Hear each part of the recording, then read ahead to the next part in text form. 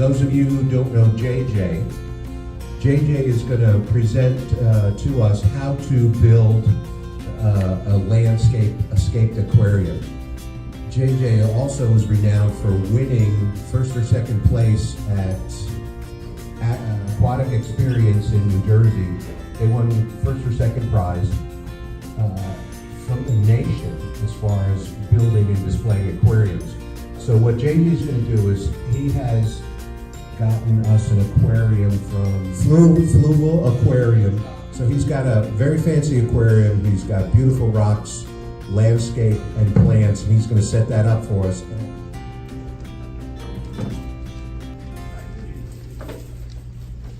I promise there will be a fun part here in a minute. So this is part of the experience, is learning how to. Who's gone to the store looking for that perfect piece and has never found it? Everybody, right? Why not just make your own perfect piece? I know, right? How about collecting in the woods or the park? Well, be careful with that. Not all wood is created equal in aquascaping. Some wood, it has to be dried out or dead for it to actually be useful in a planted tank.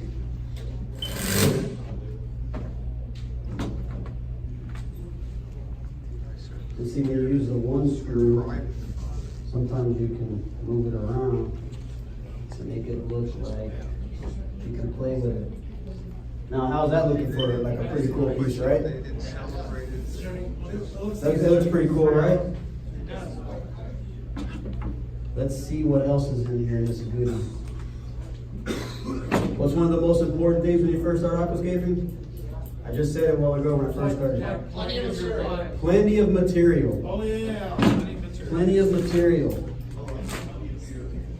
I have at home, I probably have about 250 pounds of series stone that's taken me like 5 years to collect. Oh. So now when I do an aquascape, and the great thing about stone is it's reusable. Right. So if you're going to stay in the hobby for a while, you might spend $300-400 on stone, but you can have it for as long as you want because you can reuse it. Unless you smash it, you take a hammer to it, which I've been known to do a couple times. So one of the side of the drawbacks on Malaysian is they chop it. You get these flat edges, which in a naturescape, that's not natural. So you want to try to keep like a nice textured end that looks natural. So we're just going to play with this piece and see. I think that actually looks pretty cool right there.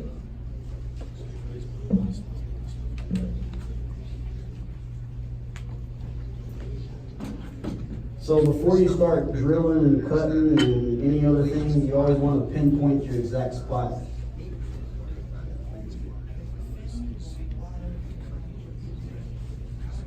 Does anybody know how you would hide broken lines and screws and all that stuff? Well, clever decoration and planting. Bingo. What plants would you use? I would say something bushy. The what? Something bushy and tall. What'd you say, Jonathan? Moss. Moss is a good one. Moss is very good. What about that anubis? Isn't it attached to wood? Some of it is. You know what I forgot to bring? I knew I was going to forget something. I actually forgot a sprayer to keep the plants wet. Jonathan can spit on it. Is that true, Jonathan? You're going to spit? Are you drinking my Coke, man? Say, man, these kids nowadays, what are they teaching you?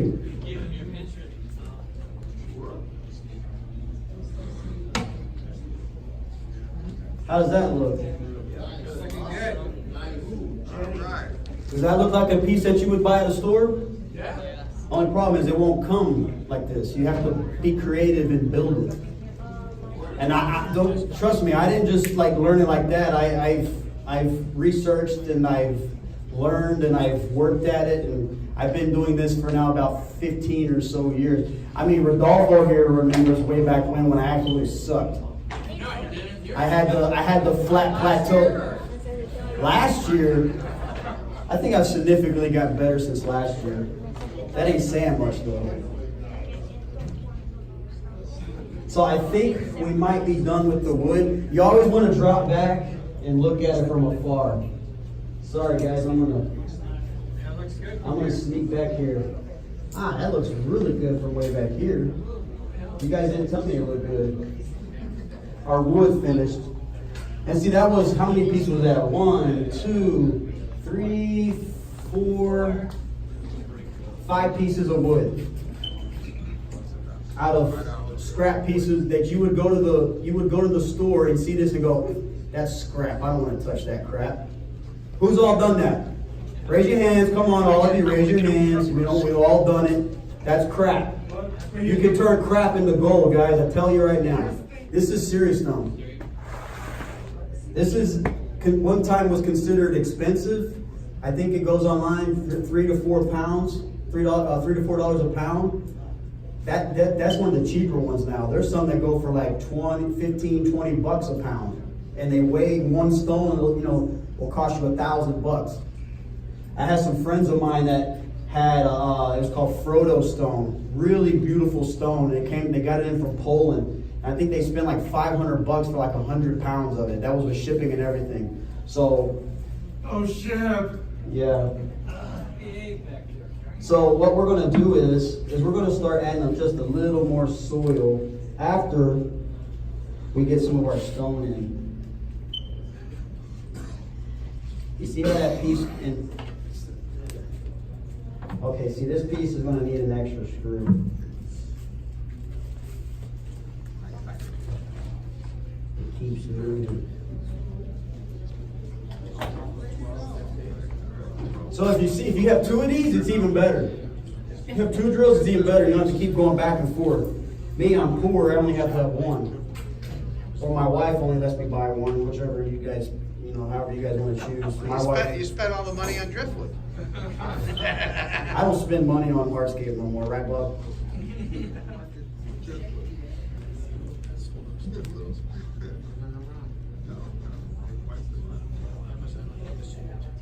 Does it still look good? Yeah. All right. But if you notice, what do you notice about the wood? Coming out. Apart from that. So in nature, there's the odds, right? You'll never see nothing in 2s, apart from human beings or animals and pairs. But if you go to a river or a garden, anything like that, you'll see them in odd numbers, everything in odds. Japanese are really good about that, like the Japanese gardens, or even the Japanese aquascapers. That's why they're the best in the world. The Japanese aquascapers, or the Asian aquascapers for that matter, are the best in the world because they use those principles to implement in their aquascapes. So if you look, what's the main thing you see about the tree besides it pointing out of the water, out of the tank? 3 points. 3 points. Who said that, Chuck? Charles Louis Dominic Davis III. So, out of those 3 points, what else do you notice? They're flowing. It's balance. We're looking for balance. So how is it balanced? You have one piece here that comes up about a little above halfway. You have this piece that comes above, and this piece that's just a shade below this one. Now they're not like this. It's more like this, and this. So your eye is moving back and forth. If you just had them all going one way, you would watch it sweep up, which is not a bad thing. But in aquascape, you want to notice the whole tank, right? You want to see your whole aquarium. Some people just like to buy a lot of fish and watch them move back and forth. For me, it gives me headaches. I'd rather just look at a nice aquascape and just watch the nature of it and just see how the flow of it goes back and forth. Because your eye doesn't draw to one place. That's why also you never, like if I stand right in the middle right here, what are you looking at? Me, right? I'm dead smack in the middle. Or if somebody had a laser pointer and they put the laser pointer in the middle, you would look at the laser point. You wouldn't look at the whole screen, right? So in an aquascape, you don't want to have something dead smack in the middle. You want to try to create thirds. So here we have a third and another third. Here we have a third and a third. There's nothing dead smack in the middle of it. And that'll help you from having having an escape or an aquascape where you're just like looking at that piece in the middle. So the farms, they use rock wool it's a medium to grow roots into. So the rock wool, what happens is when they grow the plant, all these plants are grown hydroponically. So which means the hydroponic is they have a big trough and it's just enough water in it where they sip the roots of the plant in the water, and it's just continuously flowing with nutrient-rich water over the roots. That makes it grow faster and also gives something for the plants to root into. All right? Did I explain it? All right. All right.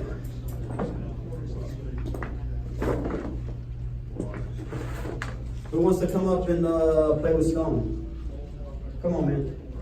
Now, you gotta be careful though, the glass. Can't be just slapping glass rocks in there, all right? What are we gonna, which rock are we gonna do? Don't be afraid. Even if I pull it, don't be afraid to use it. Just look at them all. Don't look for one. Look at them all. Play with them. Look at the scape and say, how would I use that? How would I use it? Probably two functions. One, to look both pretty and provide hiding places for fish. Okay. So, he said provide beauty and places for the fish to hide. So when you're doing an aquascape and you're using two types of hardscape, you have to decide, is it gonna be predominantly rock or is it gonna be predominantly wood? What do you think this scape is, guys? Rock or wood? Wood, right? So that means we want to use less of the other. Right. So we don't want to use as much stone. So in this one, we want to use more subtle, smaller pieces to balance out the wood a little bit more.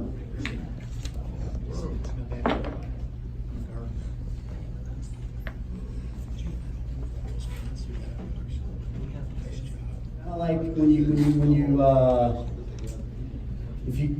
you go to the countryside and you see a barn and there's that old truck sitting out by the barn and there's all the plants are grown, all the weeds and stuff are just grown up around it.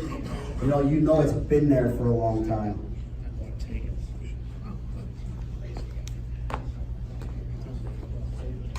So let me guide you here a little bit. You have too much stone here. Let's take away some of this stone. Very carefully. Very carefully. We want to use a smaller piece. You have the right idea. You're just using the wrong stone. Let's see. Let's try that piece. You see how it kind of just nestles in? Right. Yes.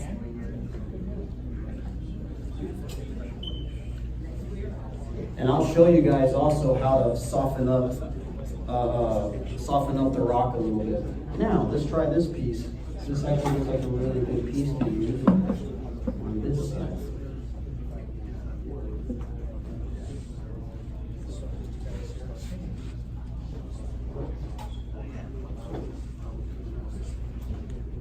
So let's go back and look at it.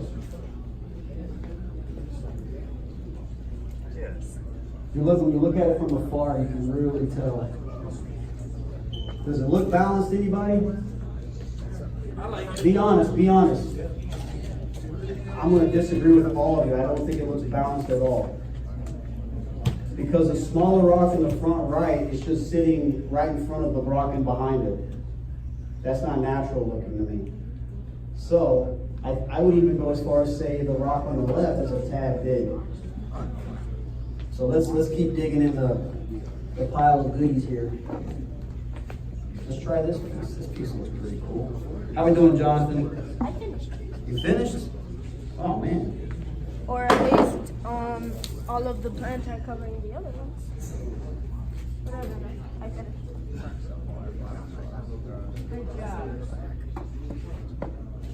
See if we pull this piece out. Go back.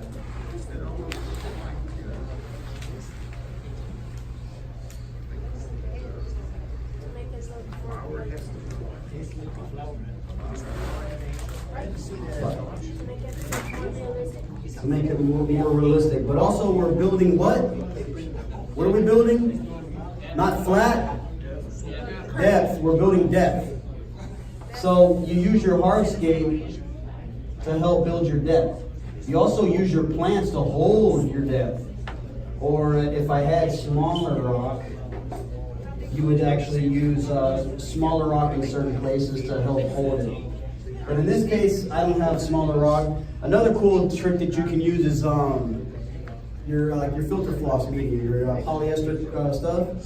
You can use that and just stuff it in the little spots to keep the soil from falling through. In this case, especially if we were using sand in the front, you would want to have it barriered off. So that's a really cool technique. If you're using sand and you're using stone in a similar way, you just use some of that polyester and you would tuck it in the cracks, and then you would hide it up with the plants and you would never ever see it. All right, so we have that done. Does everybody like the hardscape? I like it. Yeah?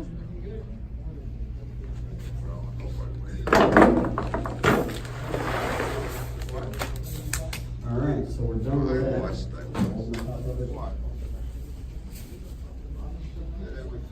Another thing when you're aquascaping dry like this, and this is the best way to aquascape is dry. That way the plants aren't floating around on you, this and that. You can get them nestled in just perfectly. Have a mister, something to keep them wet. These plants technically aren't, all aquatic plants are mostly terrestrial also. They'll grow, who's been collecting with Ron and them, and you see the plants growing up on the banks. They'll grow in the water or on land. But they are growing in high humidity greenhouses, so you do have to keep them moist.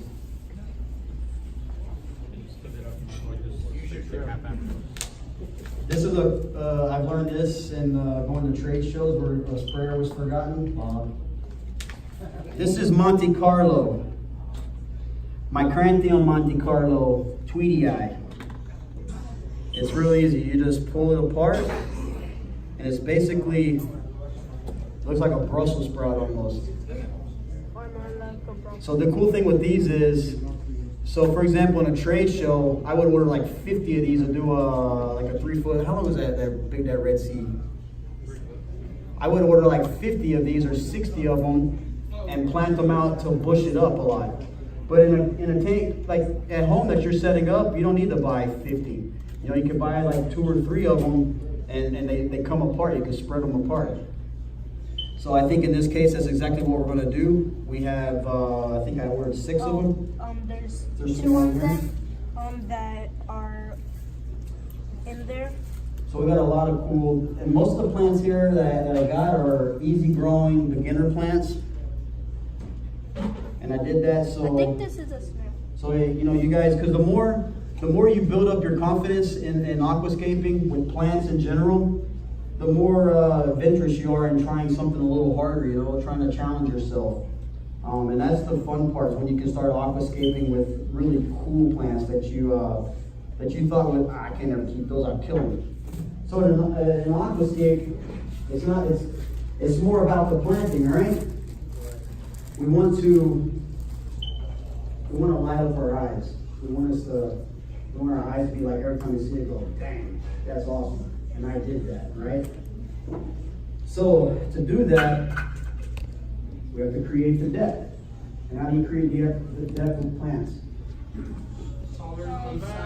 More soil. You go from short Too tall. to tall. But I'm about to throw a wrench in the whole thing, guys.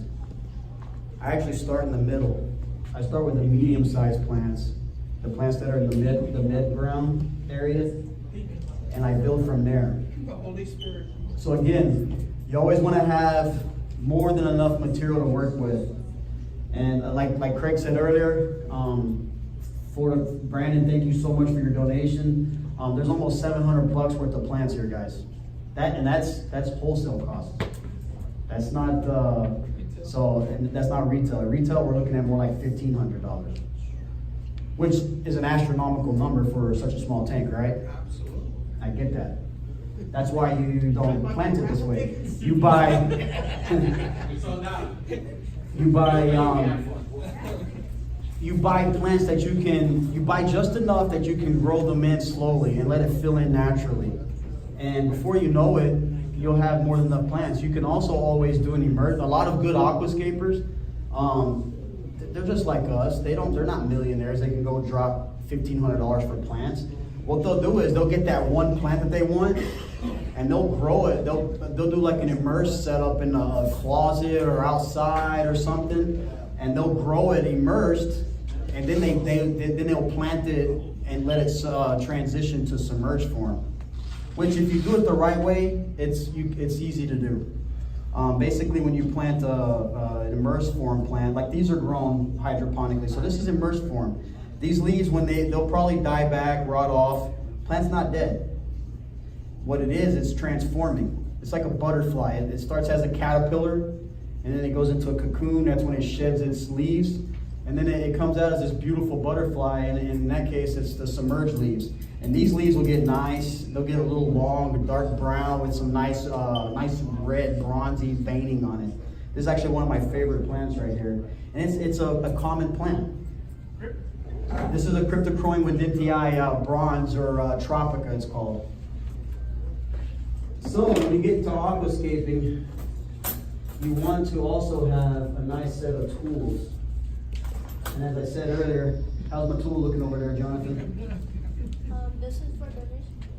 No, those aren't for anything in that box is donated right here in this tank. Oh. I see you got your eyes on it, Jonathan. Put it in your pocket. We want to find a good place for the Cryptochrome. Cryptochrome, in this case, since this is such a larger, this is a small tank, and this plant's a little big for a small tank, you can actually use it more as a mid-background plant.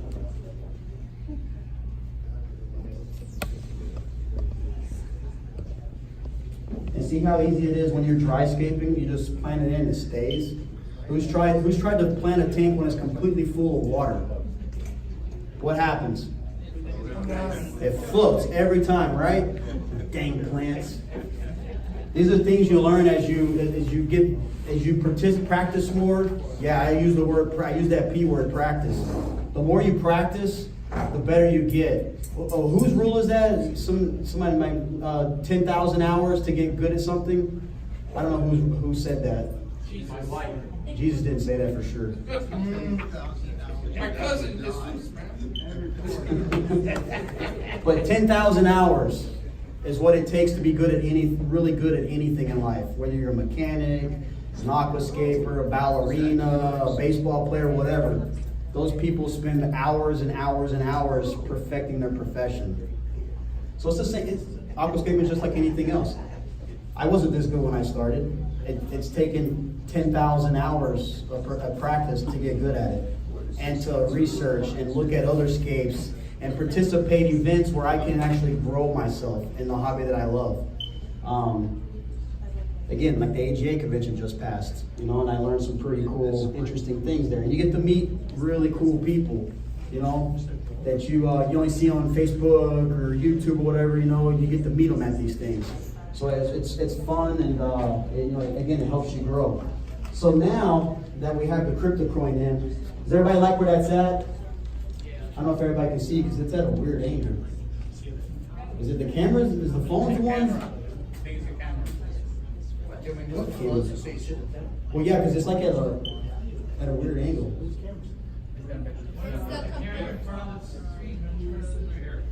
Oh, it's this.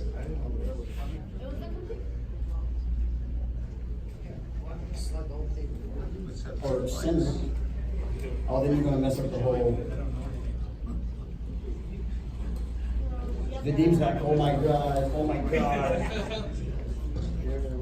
Hold on, you're too close. What the heck is that in front of it? What is that?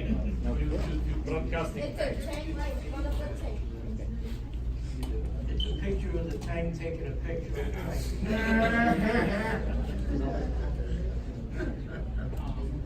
I think that's good right there. You can bring the table. Or you know what? I can do this too, yeah. That's good. Oh, it's the shadow of the. Yeah, it's the shadow. It's the shadow reflection of the projector coming back. It ain't gonna be perfect. So the Cryptochromes are situated just right here, which is the opposite side apparently. And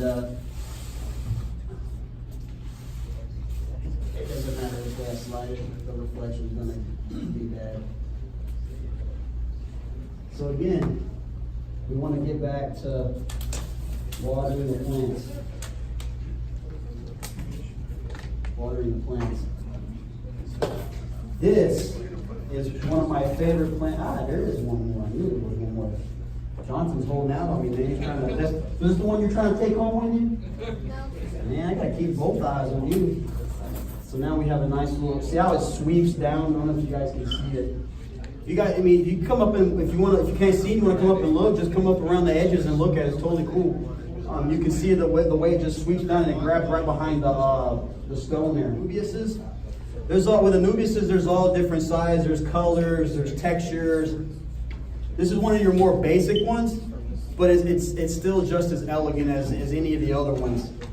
It doesn't get terribly big, and so it's a perfect mid-ground plant. If you see any bad leaves, anything that's might have a broken edge or something, pinch it off. The petites are a lot smaller than these. There's some even smaller than the petites. There's Pangelinos.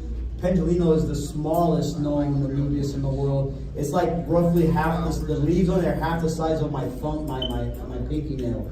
It's like teeny weeny leaves. It's very similar to Nubius the way it grows. The only difference is it gives you a lot. The textures are drastically different on them.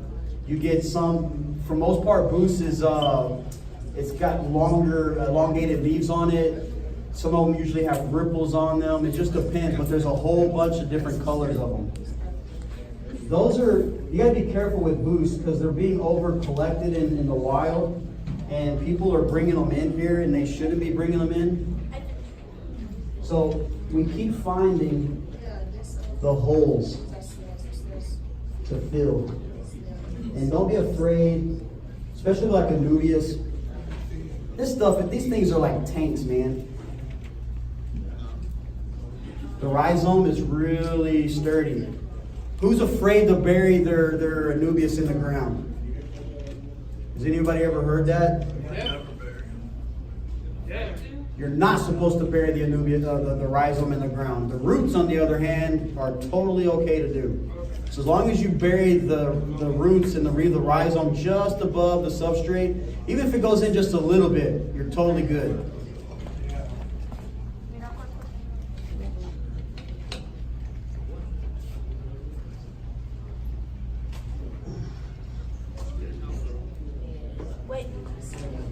Wait, what? No, you already had your turn, man.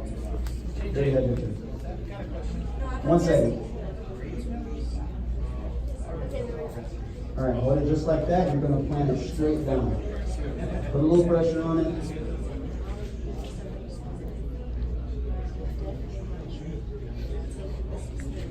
He wants to put this Anubias right in the front. What's wrong with this plant right in the front? It's too big. It's too big, right? What will we use in there? We don't have it right here yet. Right there. I think I get this one along. She likes this. I don't know because I have a fish tank in my. So as you guys can see, we just went through 20 pieces of Anubias Nano like that. It doesn't even look like 20 pieces, right? It looks like 10. So some things, if you're trying to develop a filled-in effect like that, some things you want to spend a little bit extra money on to get that, especially like the slow growers, the Anubiases. You might want to buy those 10, even though they might run you, 60 bucks, 70 bucks. You want to buy those 10 or those 20 because they will give you the effect much faster. Where, if you don't do that, Anubias will grow. It grows very slow, has a slow metabolism. Especially if you're not using CO2 or anything like that, it won't grow it very fast at all. And that's part of the reason why it does so well for low light tanks and beginners. It's a really good plant to start off with. It's basic. Anybody can keep them. Now, we're going to put a little more soil in the front.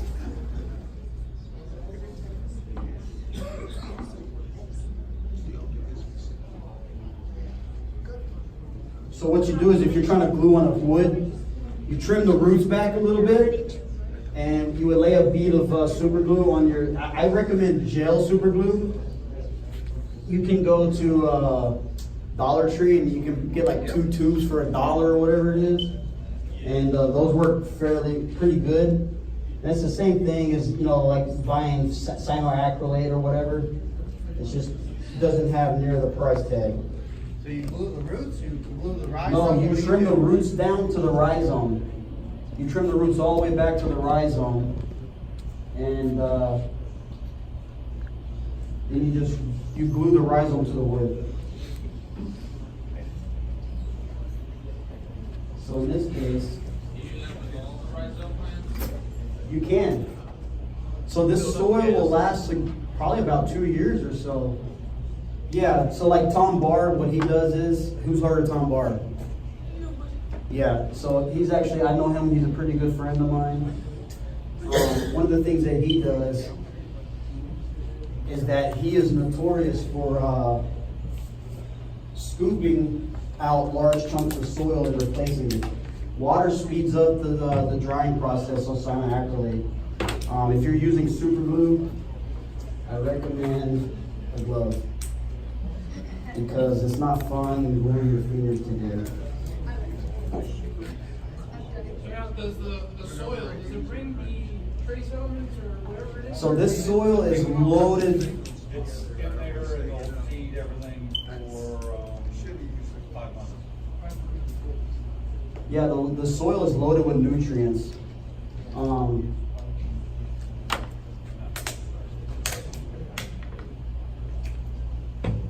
So that's all the Godzilla.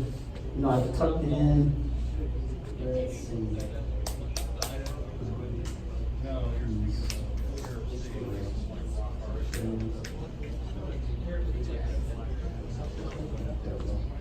All right, so now for the petites.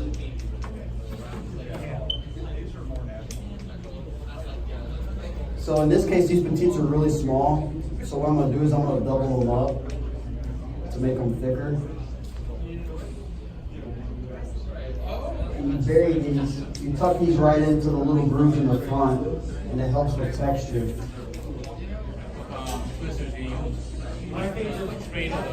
So these are finer tipped.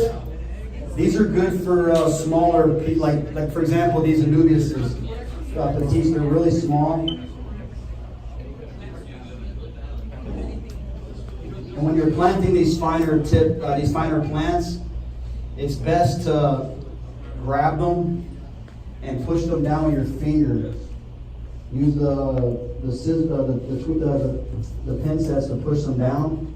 Now, something I just learned over this weekend at the Aquatic Gardens at the convention was that there's a man named Vin Cuddy who did about 1.5 years of experiments in his garage with different plants. And he came to a conclusion that if you have a nutrient-rich substrate to start off with, it's a lot better than your inert stuff like your sand or your gravel or whatever. And because he kept noticing that he was having issues with certain plants, you know, he was fertilizing, like, you know, the old, you know, the way of like the EI method, you know, just fertilizing a lot. And, you know, he was still having plants die off and he didn't understand why. So he started doing experiments and he came up with a conclusion after 1.5 years of experimenting that the less you fertilize your water column, the better off you are. Now, there was a caveat to that. Soft water was a lot better than our harder water, for example. But with our harder water, it's still manageable. You just have to be on top of your fertilizer. You don't want to over fertilize too much. So then that's when you start getting algae, and even some plants will start stunting because of it. Okay, so we got a little color in there. We have a little texture on the edges. Now we're going to plant the background. This is Java fern arrowleaf. Microsorium is what it's called. It comes in a cocoa fiber which will dissolve or deteriorate or How you wanna word it? See, that gives a nice little bushy effect right there. Now, we wanna take this Monte Carlo that we had earlier.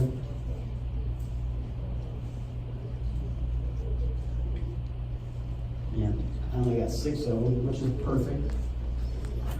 And we want to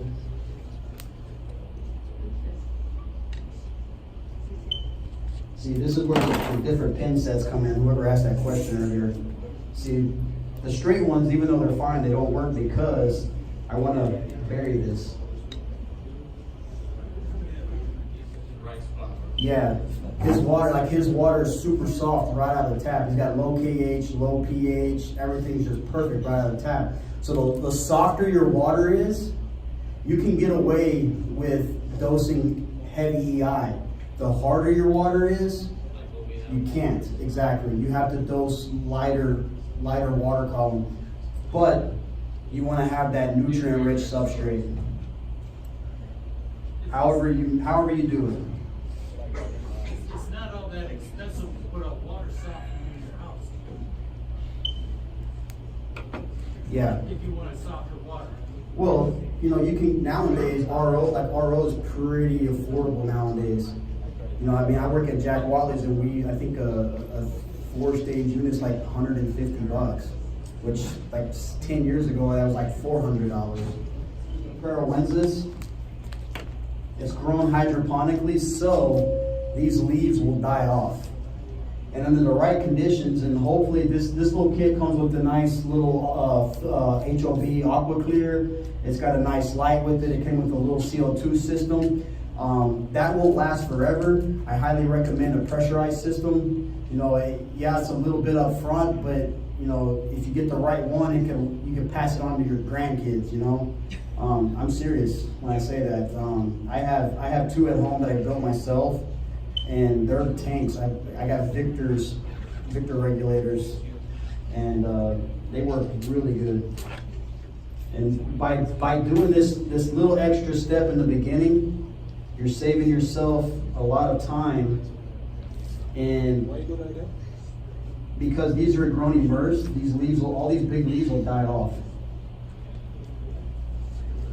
You'll save yourself a fishing amount later on, which it will happen.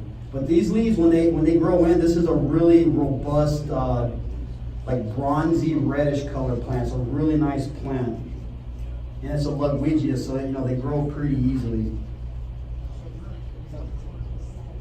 These are grown hydroponically as well. They have like bushes of these on the farm. Hey JJ, what's immersed mean? Immersed means it's grown above water. Guys, come and check it out up close.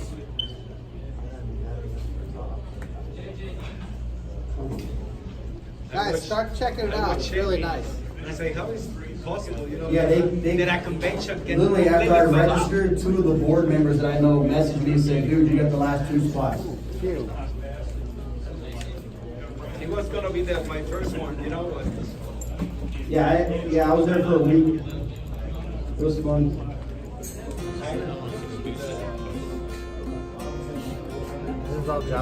What are these called? That's a new business.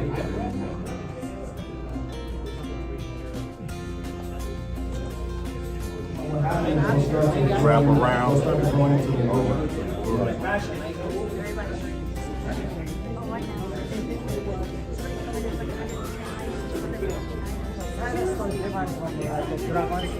Yeah. It's good in there, man. Yeah, Dragonstone is more of what's this volcano? Why did I put trees on? So that's a different plant. I haven't even took that one. Oh, this is gonna grow into a plant. That is a plant. Hey guys, when you take it home, do not, I repeat, do not just put a hose in it and turn it on. The scape will be gone. You want to put a plastic bag and you want to trickle the water in as slow as you possibly can. Even if it takes you 2 hours to fill 15 gallons of water. Patience is a virtue. Who wants to get the last ticket?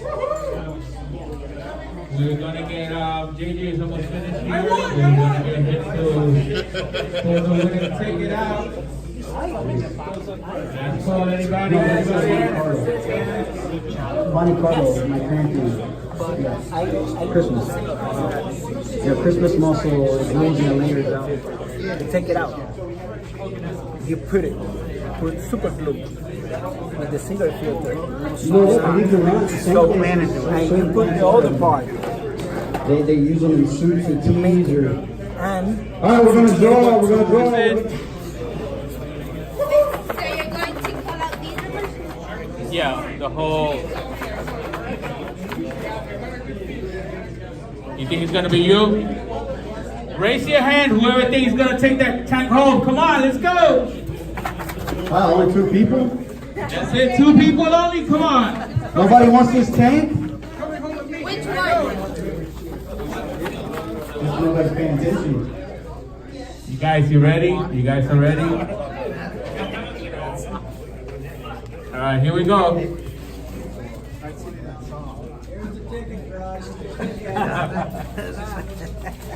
All right, let's go. I'm Let's not see. looking at anything, and I got 2. Let me see if I get the 1. All right. I'm just gonna read all 6. How about that? 2, 4, 3, 2, 2, 5. 225? 225. 225. 2, 4, 3, 2, 2, 5. I got 4 out of it. No, next ticket, he's not answering. Once, twice, 3 times. On to the next, I guess. Wait. That'd be it. 225. Last 3. 225. No? 225, come on. Go, I have another one. Yeah. Wait, draw another one. Maybe they left already. Maybe they left already. You gotta be here to win. It's for the tank. Let's go. 2 people lost that. All of that. All right. 206.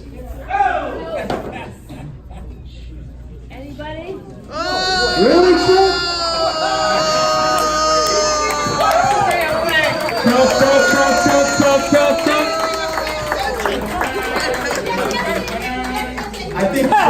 I think Chuck should let us redraw because he'll kill it in 2 days. Yeah. You gotta get your tank. All yours. Congratulations, Chuck. Give him a hand.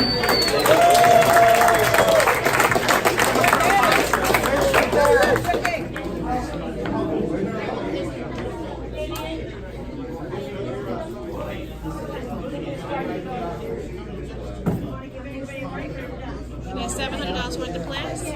Just the plants. How much is the tank? I think the tank retails for like 400, somewhere around there, give or take. And what kind of tank? What do you call this? This is a fluval flora.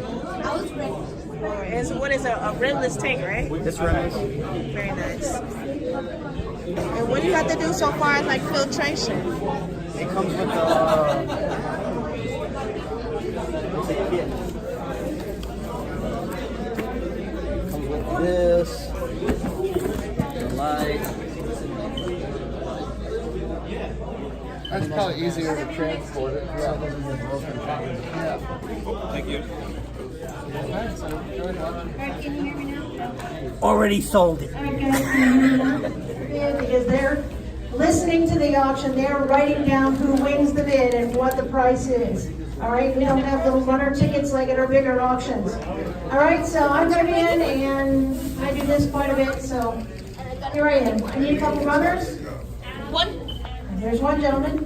Put a little heater in there, all right? Little 2.5 gallon tank with a heater in there. Stock down at $2 for the 2 gallon tank. I got $2 in the back. How about 3? Anybody go $3? I got $2 and 3 on the 2 gallon. I got 3. I got 4 there. I got 5. Anybody go 6? Anybody go 6? I got 5. Anybody go 6? Anybody go 6,000 little tank. 6 there before I saw yours. You go 7?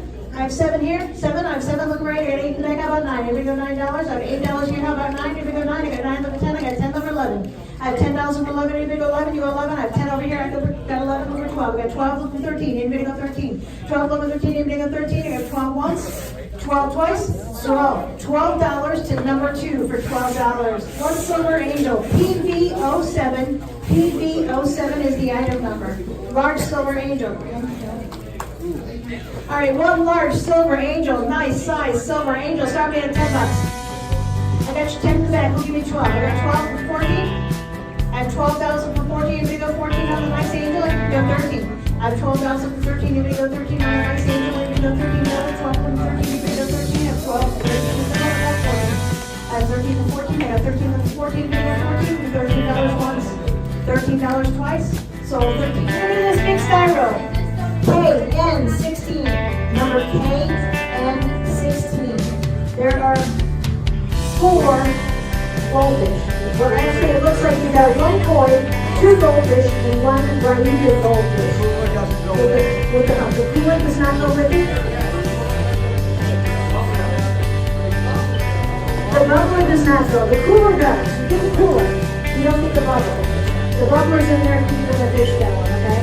But as long as the water stays cool, it'll be healthier, you know. Anyway, so you get the styro, you get the fish. $10. Thank you very much.